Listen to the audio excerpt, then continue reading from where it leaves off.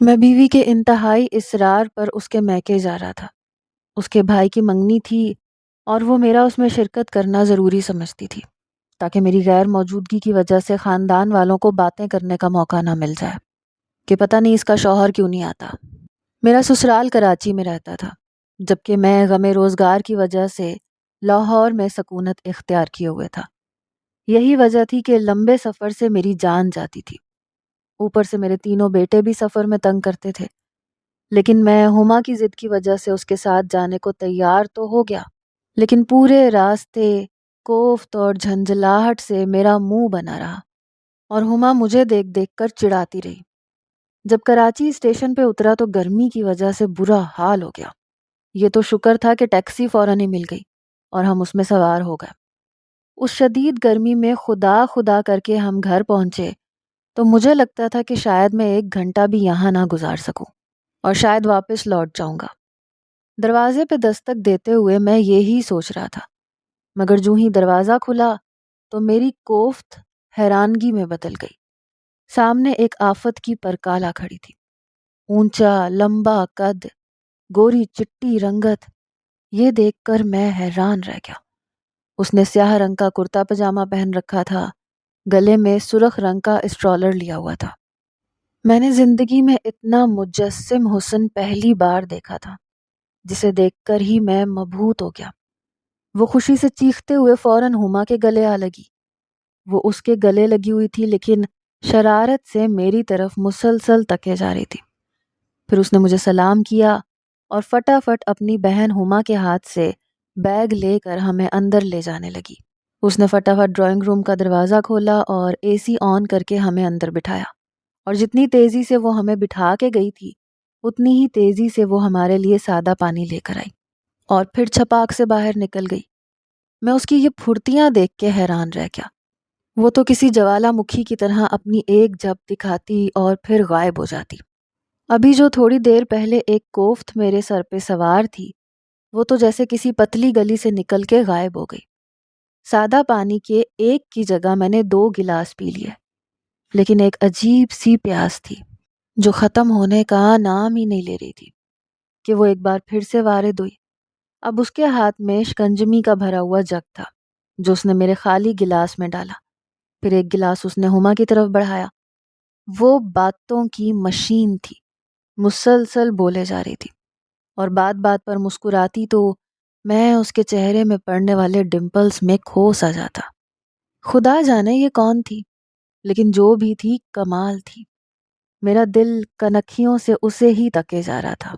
ہما اس سے محو گفتگو تھی کہ وہ ایک دم سے میری طرف مڑی، کہنے لگی کیسا لگا کراچی آنا؟ آپ تو بس نکاح والے دن آئے تھے اور ہماری باجی کو لے کے پھر سے اڑ گئے۔ اس کے بعد تو آپ کسی جن کی طرح غائب ہی ہو گئے۔ اپنی بات کر کے وہ خود ہی کھلکھلا کے ہنس پڑی تو ہما اسے مصنوعی غصے سے گھورنے لگی۔ ارے میرے میاں تمہیں جن کہاں سے لگ رہے ہیں؟ اتنے ہینڈسم سے تو ہیں، تم اپنی آنکھوں کا علاج کرواؤ۔ میری آنکھیں بالکل ٹھیک ہیں باجی، وہ مسکراتے ہوئے بولی۔ شکر ہے کہ جیجا جی کا دیدار نصیب ہوا۔ اس کے جملے پر میرے دل کے تار بج سے گئے تو میں نے ایک دم ہما سے پوچھا، تم نے ابھی تک اس لڑکی کا تعارف نہیں کروایا، کون ہے یہ؟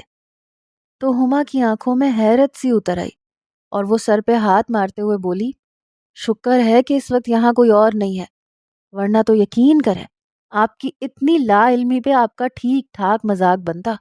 تو میں پریشان ہو کے ہما کی طرف دیکھنے لگا۔ وہ شوخ و چنچل سی لڑکی میری طرف دیکھ کے ہنسنے لگی۔ اسی لیے کہتے ہیں نہ کہ صرف نکاح کے وقت میکے نہیں آنا چاہیے بلکہ اس کے بعد بھی چکر لگاتے رہنا چاہیے تاکہ میکے والوں سے آپ کا تعارف رہے۔ ویسے میں ان کی سب سے چھوٹی بہن ہوں۔ جب ان کا نکاح آپ سے ہوا تھا تو میں اس وقت 7ویں کلاس میں پڑھتی تھی۔ ہاں تو بھائی اس میں میرا کیا قصور ہے؟ تم اس وقت چھوٹی سی تھی، اب تو ماشاء اللہ سے بڑی ہو گئی ہو۔ تو آپ کا کیا خیال ہے اگر آپ 1 صدی اور نہ آتے تو کیا میں بڑی نہ ہوتی، چھوٹی ہی رہتی؟ اس کی بات سن کے مجھے ہنسی آ گئی۔ بھائی مجھے کیا پتا تھا کہ تم اتنی جلدی بڑی ہو جاؤ گی؟ اس وقت تو ایک چھوٹی سی پونی ٹیل باندھے فراک پہنے تمہیں دیکھا تھا، تو ظاہر ہے میرے تصور میں تو وہی چھوٹی سی لڑکی تھی۔ وہ میری بات پر پھر سے کھلکھلا کے ہنس پڑی۔ شاید اسے بات بات پر ہنسنے کی عادت تھی، اور اس کی ہنسی تھی بھی بہت دل فریب۔ میرا دل چاہتا تھا میں اسے یوں ہی ہنستا مسکراتا دیکھتا رہوں۔ مجھے یہ کہنے میں کوئی آر نہیں کہ میں نے اتنی شاندار اور خوبصورت مسکراہٹ پہلے کبھی کسی کی نہیں دیکھی تھی، اور جب وہ بات ببات جیجا جی کہتی تو جانے کیوں میرا دل دھڑکنا بھول جاتا۔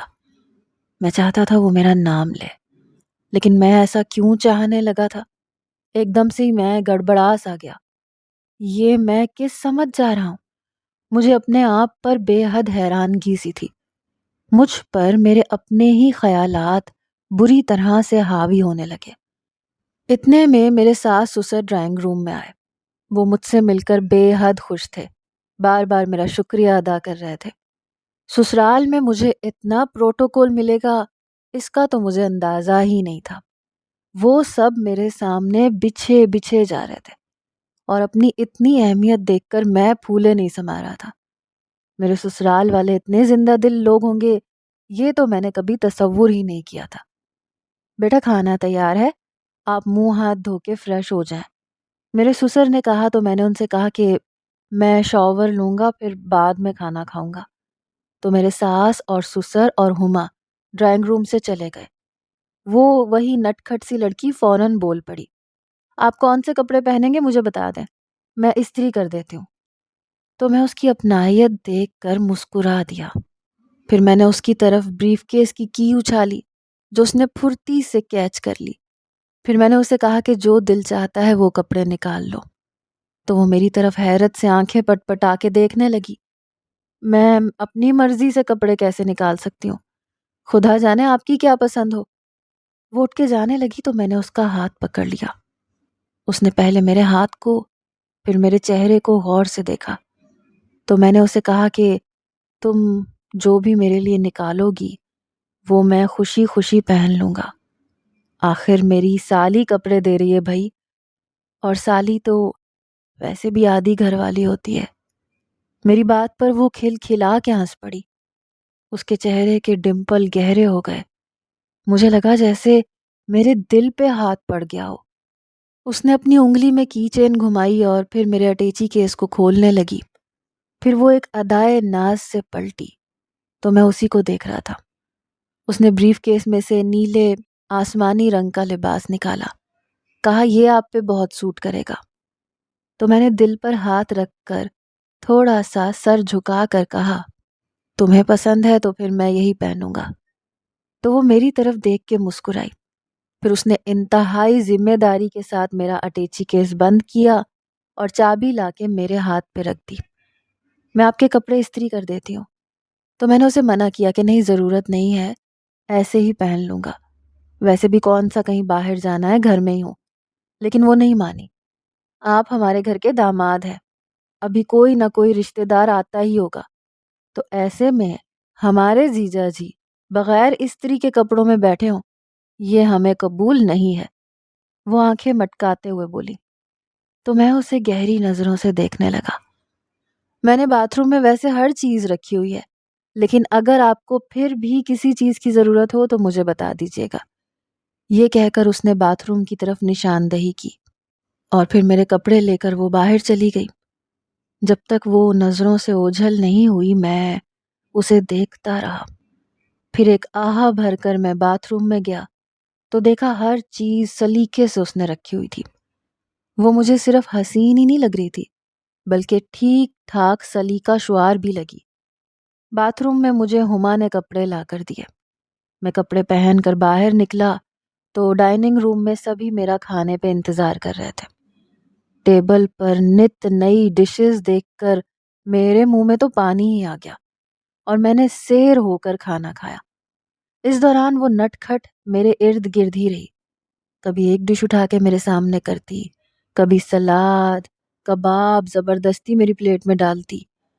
میں یہ چیز خاص طور پہ نوٹ کرنے لگا کہ وہ اپنی بہن کو کوئی خاص نہیں پوچھ رہی تھی جتنا وہ مجھے کھانے میں پروٹوکول دے رہی تھی۔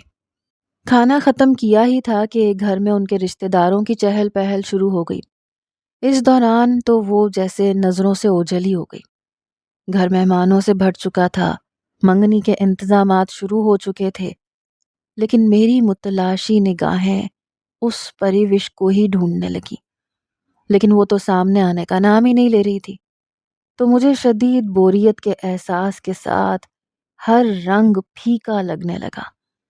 منگنی کا سارا انتظام لان میں کیا گیا تھا، لیکن میرا وہاں بیٹھنا محال سا ہو گیا۔ اسے دیکھنے کے لیے میری نگاہیں بے چین سی ہونے لگی۔ تو میں اندر جانے کے لیے ابھی 2 قدم بڑھا ہی تھا کہ ہما میرے سامنے آن کھڑی ہوئی، اٹھلا کے بولی، کیسی لگ رہی ہوں میں؟ میں نے اچٹتی سی نگاہ ہما پہ ڈالی اور اوپر ہی اوپر سے تعریف کرتے ہوئے کہا، بہت پیاری لگ رہی ہو۔ تو وہ میری بات سن کر شرما سی گئی۔ پھر اس نے تینوں بچوں کو میرے حوالے کرنا چاہا، تو میں نے جھنجھلا کے کہا کہ نہیں بھائی، انہیں خود ہی سنبھالو۔ یہ کہہ کے میں اندر کی طرف بڑھ گیا، جبکہ ہما حیرت بھری نظروں سے مجھے دیکھتی چلی گئی، لیکن میں نے اس کی کوئی خاص پرواہ نہیں کی۔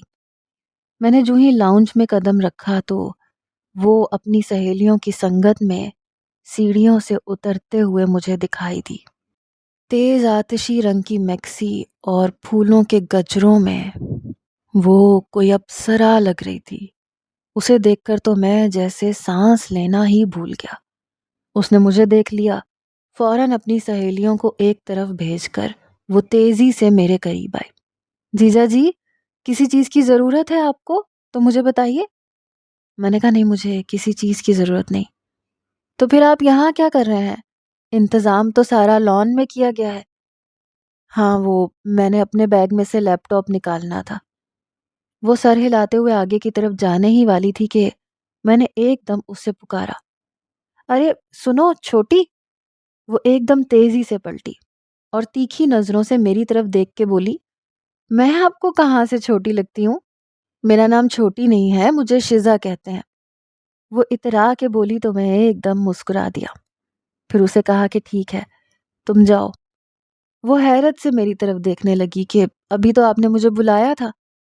تو میں ایک دم گڑبڑا گیا، مجھے کچھ سمجھ نہیں آ رہی تھی کہ میں اس سے کیا بات کروں۔ اتنے میں ہما نے جب اسے میرے ساتھ کھڑے دیکھا تو وہ ایک دم سے ہمارے قریب آ گئی۔ دیکھیں نا بچے کتنا تنگ کر رہے ہیں، آپ ذرا انہیں دیکھ لیں، میں ذرا امی کی بات سن لوں۔ اس نے بچے میرے حوالے کیے اور آگے بڑھ گئی، جبکہ شیزا بھی جا چکی تھی۔ میں تینوں بچوں کو لے کر دوبارہ سے لان میں چلا آیا، جہاں پر شیزا کسی تتلی کی طرح گھوم رہی تھی۔ ہما سے میری شادی لو میرج ہوئی تھی۔ وہ میرے دوست کی بہن کی سہیلی تھی۔ ان کے گھر کی ایک تقریب میں نے اسے دیکھا تھا تو اپنا دل ہار دیا۔ وہ میرے اعصاب پر بری طرح سے طاری ہو گئی۔ میں اپنے دل کے معاملے میں بالکل ہی بے اختیار ہو گیا۔ تو میں نے ایک بہانے سے اپنے دوست کو اپنے قریب بلا کے پوچھا کہ وہ جو پنک کلر کے شرارے میں لڑکی کھڑی ہے اس کا کیا نام ہے؟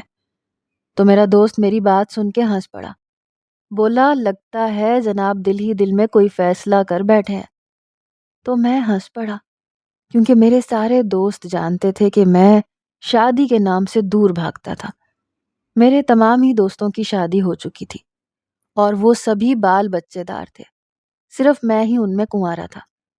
تو میرے سارے دوست مجھے بہت چھیڑتے تھے، لیکن جب سے اس پنک شرارے والی لڑکی کو میں نے دیکھا تو مجھے لگا کہ اب دیر نہیں کرنی چاہیے، ایسا نہ ہو وہ اس تقریب سے کہیں چلی جائے اور پھر میں کیسے ڈھونڈوں گا اس کو، جبکہ میں تو اس کا نام بھی نہیں جانتا۔ اسی وجہ سے میں نے جلدی جلدی شیراز سے پوچھا کہ یار اس کا نام کیا ہے، تو وہ مجھے چھیڑنے لگا، لیکن پھر میرے سنجیدہ رویے کو دیکھ کے ایک دم سے بولا، اس کا نام ہما ہے، میری بہن کی سہیلی ہے اور ابھی تک کنواری ہے، کہو تو بات چلائیں۔ اس کی بات سن کے میری بتیسی نکل آئی اور میں نے ہاں میں سر ہلا دیا۔ تو میرا دوست شیراز خوشی سے جھوم گیا، بولا شکر ہے تم نے بھی کوئی ارادہ باندھا، اب ہم جلد ہی سب مل کے تمہارا بندوبست کرتے ہیں۔ اور پھر اپنے اس دوست کی تقریب میں مجھے ہما سے 1-2 بار بات کرنے کا بھی موقع مل گیا۔ دھیمے لہجے والی یہ لڑکی مجھے بے حد اچھی لگی۔ وہ بھی شاید میرے یوں آگے پیچھے گھومنے پہ کچھ نہ کچھ جان گئی تھی، تبھی تو اس کے گالوں پر ایک لالی سی آ گئی۔ لیکن اگلا مرحلہ اتنا آسان ہوگا یہ میرے وہم و گمان میں بھی نہیں تھا۔ میں نے اپنے والدین کو ہما کے گھر بھیجا، انہوں نے میرا رشتہ قبول کر لیا، اور یوں میری چٹ منگنی اور پٹ بیاہ ہو گیا، اور میں ہما کو بیاہ کر کراچی سے لاہور لے آیا، جہاں ایک IT کمپنی میں میری نوکری لگی ہوئی تھی۔ اور پھر اللہ نے مجھے 3 پیارے پیارے سے بچے بھی دے دیے۔ میں اپنی زندگی میں خوش تھا، لیکن جب سے میں نے اپنی سالی کو دیکھا تھا، میری پرسکون زندگی میں طوفان برپا ہو گیا تھا۔ اب میں ہما کو دیکھ کر بلا وجہ اس کا موازنہ شزا سے کرنے لگا تھا۔ حالانکہ شادی سے پہلے ہما بھی شزا کی طرح ہی لگتی تھی، لیکن اب شادی کے بعد وہ ذرا موٹی ہو گئی تھی، لیکن وہ ابھی بھی پیاری تھی۔ مگر جب سے شزا کو دیکھا تھا تو ہما میرے دل سے اتر گئی۔ یہی وجہ تھی کہ میں بات بات پر اسے جھڑکنے لگا۔ اس نے منگنی میں لہنگا پہنا ہوا تھا، تو اسے اس لباس میں دیکھ کر میں چڑ سا گیا۔ فوراً سے اسے ڈانٹتے ہوئے بولا، یہ کیا پہن رکھا ہے؟ ایک تو اتنی موٹی ہو گئی ہو، 100 بار تم سے کہا ہے اپنی ڈائٹ کا خیال رکھو، لیکن تمہیں تو ٹھوسنے سے فرصت ہی نہیں ملتی۔ دیکھو یہاں کتنی شادی شدہ خواتین ہیں، اپنے آپ کو کتنا مینٹین کر کے رکھا ہوا ہے، پتہ ہی نہیں لگتا کہ وہ شادی شدہ ہیں، اور ایک تم ہو، دور سے دیکھ کے پتہ لگتا ہے کہ نہ جانے شادی کے بعد تم پہ ایسا کیا ظلم ہوا ہے کہ بس پھیلتی ہی جا رہی ہو۔ اور تمہیں کس نے کہا تھا لہنگا پہننے کو؟ یہ انتہائی اسمارٹ لڑکیاں پہنتی ہیں، اور تم تو مکمل ایک عورت بن گئی ہو۔ کم از کم تمہیں ڈریسز سینس تو ہونی چاہیے۔ یہ کنواری لڑکیوں کا ڈریس ہے، ان کے اوپر جچتا ہے یہ۔ کم از کم اپنی عمر کے مطابق لباس پہننا ہی سیکھ لو، نہیں تو شزا سے پوچھ لو، اس کو دیکھو، اس کی ڈریسنگ کتنی زبردست ہے، کتنی گریسفل پرسنالٹی ہے۔ اور خدا کے لیے یہ جو اتنا ٹن میک اپ تم نے تھوپ رکھا ہے، جا کے منہ دھو لو، کارٹون لگ رہی ہو۔ ہما میری بات سن کر ہکا بکا رہ گئی، اس کی آنکھوں میں حیرت ہی حیرت تھی۔ میں تو بات کر کے آگے بڑھ گیا، لیکن اس کی آنکھوں میں آنے والے آنسو مجھ سے چھپ نہ سکے۔ لیکن میں تو جیسے پتھر دل کا ہو گیا تھا۔ میں نے پہلی بار اس کا دل دکھایا تھا، اور وہ بھی بہت بری طرح سے۔ لیکن پھر تو یہ معمول ہی بن گیا۔ ہم کراچی سے واپس لاہور آ گئے، لیکن میرا دل تو جیسے شزا میں ہی اٹک گیا۔ میں نے اپنا ٹرانسفر کراچی کروانے کے لیے ہیڈ کوارٹر میں اپلیکیشن دے رکھی تھی، لیکن وہ منظور نہیں ہو رہی تھی۔ اس کی جھنجھلاہٹ اور غصہ بھی میں گھر جا کے ہما پہ اتارنے لگا۔ ہما ایک بار پھر امید سے ہو گئی تو میں چڑ سا گیا۔ حالانکہ وہ بچہ دنیا پر لانے کی اکیلی ذمہ دار نہیں تھی، میں بھی برابر کا ذمہ دار تھا۔ لیکن ان دنوں میرا دماغ اپنے بس میں نہیں تھا۔ میں مزید بچے نہیں چاہتا تھا۔ میں اس پہ بہت بگڑا کہ اس نے احتیاط کیوں نہیں کی، جبکہ وہ بیچاری مجھے ہونکوں کی طرح دیکھنے لگتی۔ لیکن میں اس کی کوئی وضاحت بھی ماننے کو تیار نہ ہوا۔ ان دنوں اس کو بے حد کیئر کی ضرورت تھی، لیکن میں اس کا بالکل بھی خیال نہیں رکھ پا رہا تھا۔ پہلے میں گھر آ کر بچوں کو وقت دیا کرتا تھا، لیکن اب گھر آ کر میرے 2 ہی کام ہوتے تھے۔ ایک، بار بار کافی چائے پینا، اور دوسرا موبائل لے کے شزا کو میسیجز کرنا۔ جس دن اس کا میسج کے جواب نہ آتا یا ذرا سی بھی دیر ہو جاتی تو میں فرسٹریٹڈ ہو جاتا۔ اس دوران اگر ہما مجھے کسی کام کا کہتی تو میں ایک دم اس پہ غصہ کرنے لگتا۔ وہ سارا دن گھر کے کام اور بچوں کو سنبھال سنبھال کے تھک جاتی۔ اوپر سے چوتھی بار پریگننٹ ہونے پر اس کی طبیعت خراب رہنے لگی تھی، جس کی وجہ سے وہ بے پناہ چڑچڑی ہو گئی تھی۔ اسے میرے بدلے ہوئے رویے کی بالکل بھی سمجھ نہ آتی، تو وہ مجھ سے پوچھتی کہ آخر کیا وجہ ہے، میں اس طرح کا بیہیو کیوں کرنے لگا ہوں، جبکہ میں پہلے ایسا نہیں تھا۔ تو میں اسے بری طرح سے لتاڑ دیتا کہ یہ کم سن لڑکیوں کی طرح باتیں مت کیا کرو، اچھی خاصی بڑی عمر کی عورت ہو، تمہیں ابھی تک گھر اور بچے سنبھالنے نہیں آئے کیا؟ چاہتی کیا ہو، میں باہر سے آ کے تمہیں روٹی پکا کے دیا کروں؟ تو وہ بھی چڑ کے بولتی کہ روٹی ہانڈی اور گھر کے کام کاج کا مجھے مسئلہ نہیں ہے، وہ میں مرتے جیتے کر لیتی ہوں، مسئلہ آپ کے رویے کا ہے۔ آخر آپ کیوں ہر وقت غضبناک رہتے ہیں؟ اللہ کا دیا سب کچھ ہے ہمارے پاس، کس چیز کی کمی ہے کہ چوتھے بچے کے آنے پر آپ اتنے تنگ ہو رہے ہیں؟ وہ بھی تو لوگ ہیں جن کے گھر کھانے کو کچھ نہیں ہوتا اور ان کے دھڑا دھڑ بچے پیدا ہو رہے ہوتے ہیں۔ اس کے باوجود وہ لوگ بچوں سے تنگ نہیں ہوتے۔ آخر آپ کو ہو کیا گیا ہے؟ آپ پہلے تو ایسے نہیں تھے۔ تو میں اسے بری طرح سے ڈانٹتا کہ وہ روتے ہوئے میرے پاس سے اٹھ کے چلی جاتی۔ میں اس کے بے ڈھنگے اور لٹکے ہوئے جسم کو دیکھ دیکھ کے بیزار ہو گیا تھا۔ ایسے میں مجھے شزا کا خیال آتا تو میری روح بے چین ہو جاتی۔ ایسے میں بار بار اسے شزا کی مثالیں دیتا تو وہ حیرت سے میرے منہ کی طرف دیکھنے لگتی کہ وہ تو ابھی ان میرڈ لڑکی ہے، اس کے ساتھ بھلا میرا کیا مقابلہ؟ تو میں جزبز ہو جاتا، لیکن اس کی کوئی بھی دلیل ماننے کو تیار نہ ہوتا۔ شزا کا خیال میرے ذہن پہ اس قدر طاری تھا کہ میں گھر کے معاملات، اپنے بچوں کی دیکھ بھال اور پریگننٹ بیوی سے غافل ہونے لگا، یہاں تک کہ میں نے ہما سے اپنا کمرہ الگ کر لیا۔ اب میں آزادی کے ساتھ ساری رات شزا سے باتیں کرتا رہتا۔ شزا بہت سادہ مزاج لڑکی تھی۔ وہ میری ان باتوں کے پیچھے میرے عزائم کو سمجھ ہی نہیں پا رہی تھی، لیکن مجھے بس اس سے باتیں کرنے کا ایک نشہ سا طاری رہتا تھا۔ ہما کے لیے میرا کمرہ الگ کرنا کسی شوق سے کم نہیں تھا۔ وہ مجھ سے قصور نہ ہونے کے باوجود معافیاں مانگنے لگی تاکہ میں کسی طرح سے پھر سے کمرے میں آ جاؤں، لیکن میری ہاں میں نہ بدلی اور میں نے اسے صاف صاف کہہ دیا کہ مجھے سکون چاہیے۔ میں رات کو بچوں کی وجہ سے ڈسٹرب ہوتا ہوں، کبھی کوئی بچہ اٹھتا ہے کبھی کوئی، ایسے میں میری نیند پوری نہیں ہوتی۔ یہ ایک انتہائی بھونڈی دلیل تھی، لیکن ہما خاموش ہو گئی۔ حالانکہ میرے بچے کبھی بھی راتوں کو اٹھ کے تنگ نہیں کرتے تھے، لیکن ہما جانتی تھی کہ اگر وہ مزید کچھ کہے گی تو ہو سکتا ہے میں ہاتھ اٹھانے سے بھی گریز نہ کروں۔ ہما کے ڈیلیوری کے دن جوں نزدیک آ رہے تھے تو میں اپنی پلاننگ کے تحت شیزا کو بلانا چاہ رہا تھا، کیونکہ اسے دیکھے ہوئے ویسے بھی کئی ماہ ہو چکے تھے۔ سوچا کہ چلو اس بہانے وہ میرے نزدیک تو ہوگی اور میں بھی موقع دیکھ کے اس سے اپنے دل کی بات کہہ ڈالوں گا۔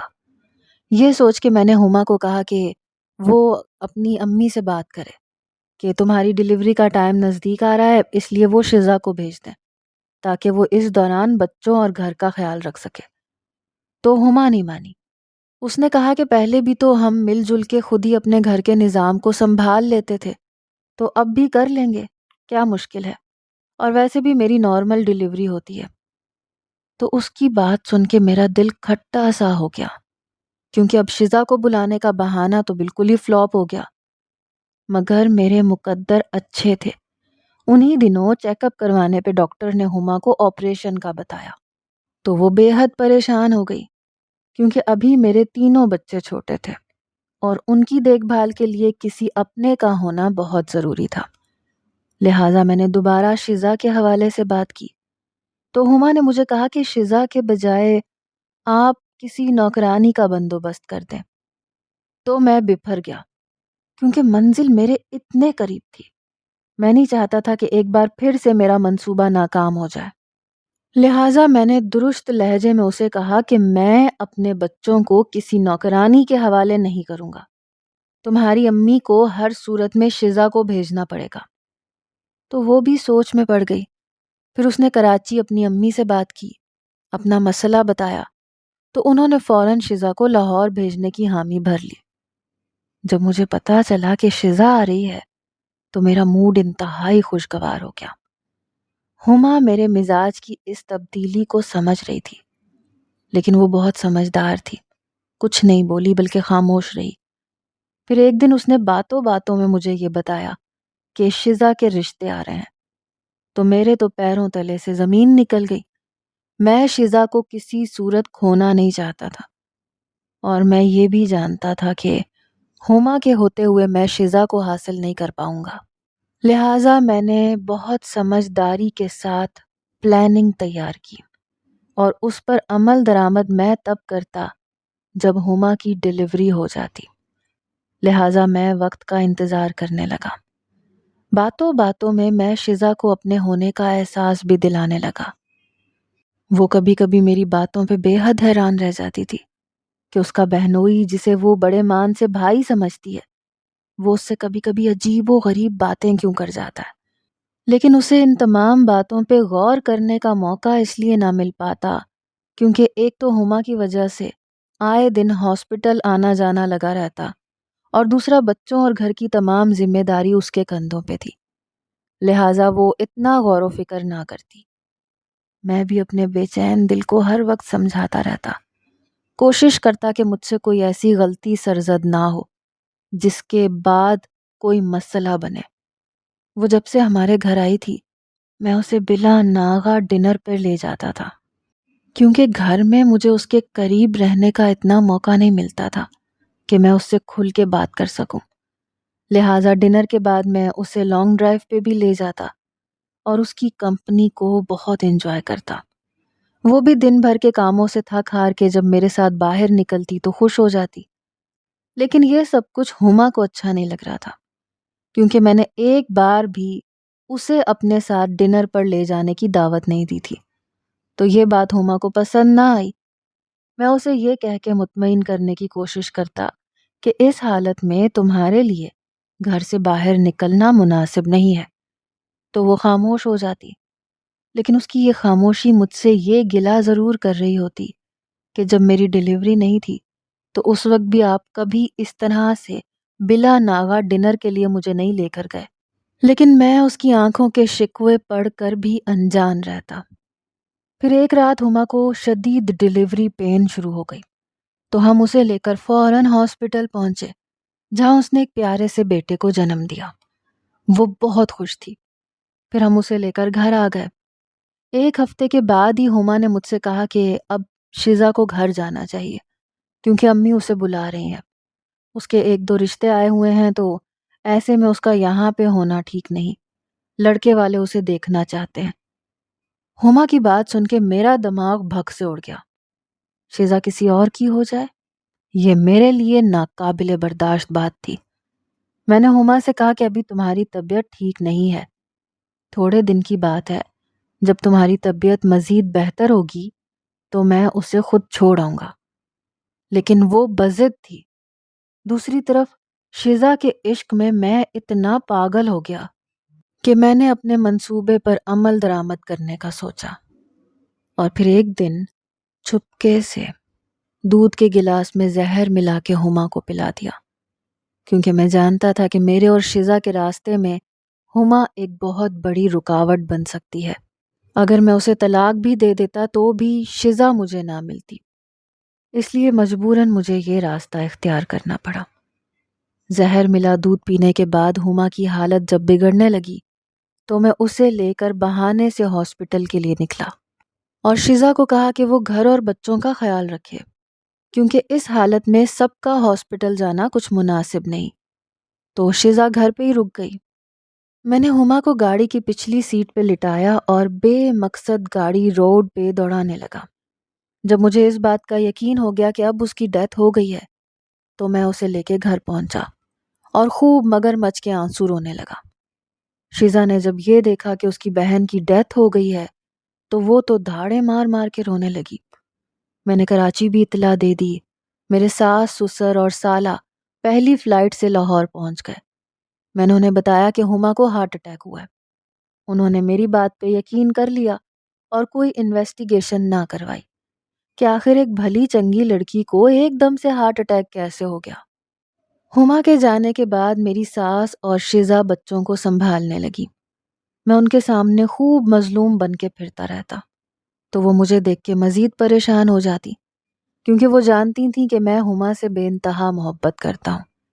دراصل ہما نے اپنی زندگی میں میرا امیج ان کے سامنے ایک انتہائی محبت کرنے والے شوہر کا بنایا تھا، اس لیے انہیں کبھی مجھ پہ شک ہی نہیں ہو پایا۔ میں اپنی ساس کے سامنے ہر وقت اپنے بچوں کے رونے لگا کہ اب انہیں کون سنبھالے گا، اس گھر کا کیا ہوگا، تو میری ساس ایک دم سے گہری سوچوں میں ڈوب جاتی۔ ایک دن میں نے ان سے کہا کہ بچوں کو خالہ سے زیادہ اچھا اور کوئی نہیں پال سکتا۔ آپ شزا کی شادی باہر کرنے کے بجائے اگر مجھ سے کر دیں تو ایک تو میرے بچوں کو ان کی حقیقی ماں مل جائے گی۔ میری بات سن کے وہ بولیں کہ ہم بھی یہی سوچ رہے ہیں، کیونکہ ہم نہیں چاہتے کہ ہماری ہما کے بچوں کو کوئی غیر عورت پالے۔ ان کی بات سن کے میرا دل خوشی سے دھمالیں ڈالنے لگا، لیکن چہرے پہ میں نے سنجیدگی طاری کرتے ہوئے کہا کہ میں تو دوسری شادی کے حق میں ہی نہیں تھا، بلکہ میں تو ساری زندگی ہما کی یادوں کے سہارے گزارنا چاہتا تھا۔ لیکن آپ تو جانتی ہیں میرے یہ 4 بچے ایک بہت بڑی ذمہ داری ہیں۔ اب میں نوکری کروں یا ان کے ساتھ گھر پہ رہوں، لہٰذا مجھے یہ کڑوا گھونٹ بھرنا پڑے گا۔ تو میری ساس نے میرے کندھے پہ ہاتھ رکھ کے مجھے تسلی دی کہ تم فکر نہیں کرو، سب ٹھیک ہو جائے گا۔ ان کی بات سن کے میں دل ہی دل میں مسکرایا کہ میری پلاننگ تو بہت اچھے طریقے سے کامیاب ہو گئی۔ میں جو چاہتا تھا وہ مجھے مل گیا۔ اب شزا کو اور مجھے ایک ہونے سے کوئی نہیں روک سکے گا۔ لیکن اچانک مجھے یاد آیا میں نے تو اپنی ساری جائیداد ہما کے نام کر رکھی تھی، تو میرے دل کی دھڑکن ایک دم سے تیز ہو گئی۔ میں ایک رات گھر سے چپکے سے نکلا۔ مکان کے پیپرز میرے ہاتھ میں تھے جن پہ مجھے ہما کے انگوٹھے کا نشان چاہیے تھا۔ رات کے وقت قبرستان میں داخل ہوتے ہوئے میرے دل میں ایک عجیب سا خوف آیا، لیکن میں نے اپنے دل کو مضبوط کیا اور ہما کی قبر پہ پہنچا تو مجھے گھبراہٹ ہونے لگی۔ میں نے دائیں بائیں دیکھا تو دور دور تک قبرستان میں خاموشی کا راج تھا۔ قبر ابھی کچی تھی، لہٰذا میں نے قبر کھودنی شروع کی۔ قبر اس حد تک کھودی جا چکی تھی کہ اب مجھے ہما کا کفن نظر آنے لگا۔ اسی دوران تیز ہوا کے جھکڑ چلنے لگے تو میرے دل میں ایک عجیب سا خوف ابھرا۔ کفن میں لپٹی ہما اب میرے سامنے تھی۔ میں نے فوراً اس کے بازو سے کفن ہٹایا تو اس کے بازو پہ مجھے اپنے نام کا ٹیٹو نظر آیا تو میرے دل کو کچھ ہونے لگا۔ وہ مجھ سے بے انتہا محبت کرتی تھی، لیکن میری محبت پر اندھے یقین نے اسے اس حال تک پہنچا دیا تھا کہ آج وہ قبر میں لیٹی ہوئی تھی۔ میرا ضمیر مجھے کچوکے لگا رہا تھا کہ میں نے ایک جیتی جاگتی لڑکی کو مار ڈالا۔ میں نے کفن کے اندر سے اس کا ہاتھ نکال کے اس کے انگوٹھے کے نشان کو مکان کے کاغذات پہ لگانے ہی والا تھا کہ میرے پیروں تلے سے زمین نکل گئی، کیونکہ اچانک سے مجھے اپنے جسم کا دایاں حصہ مفلوج لگنے لگا اور میں دیکھتے ہی دیکھتے ایک دم سے اس کھلی قبر کے پاس ہی زمین پہ گر گیا۔ میں نے اٹھنے کی بہت کوشش کی، لیکن میرے جسم کا دایاں حصہ حرکت ہی نہیں کر رہا تھا۔ میں چیخنا چاہتا تھا لیکن میں چیخ بھی نہیں پا رہا تھا۔ جانے کیوں مجھے ایسے لگا کہ جیسے میرا مکافات عمل شروع ہو چکا ہے۔ اب مجھے سزا سے کوئی نہیں بچا سکے گا۔ اس حالت میں میں نہ جانے کب تک پڑا رہا اور پھر بے ہوش ہو گیا۔ جب مجھے ہوش آیا تو میرے ارد گرد میرے ساس، سسر، شزا اور گورکن موجود تھے۔ میرے ساس سسر مجھے انتہائی غصے والی نظر سے دیکھ رہے تھے۔ اپنی بیٹی کی کھلی قبر دیکھ کر انہیں شبہ ہونے لگا، لہٰذا میرے سسر نے پولیس کو بلوایا، پوسٹ مارٹم کرنے کی درخواست کی۔ پوسٹ مارٹم کی رپورٹ جب سامنے آئی تو ان سب کو پتہ چل گیا کہ ہما کو زہر دیا گیا تھا، اور زہر دینے والا کوئی اور نہیں بلکہ میں تھا، کیونکہ میں نے خود ہی اعتراف کر لیا تھا۔ لہٰذا مجھے اسی حالت میں ہاسپٹل لے جایا گیا اور پھر جیل میں منتقل کر دیا گیا۔ شزا کی جلد ہی شادی ہو گئی، لیکن میری ہوس اور لالچ نے جہاں میرے بچوں سے ان کی ماں کو جدا کیا، وہیں پر میرا گھر بھی تباہ و برباد کر دیا۔ میں اب جیل میں اپنی مفلوج زندگی گزار رہا ہوں اور میرے بچے نانا نانی کی مہربانی سے ان کے پاس پل رہے ہیں۔ یہ اور بات ہے کہ ضمیر کی عدالت میں مجھے روز سزا ملتی ہے اور میں روز مرتا ہوں۔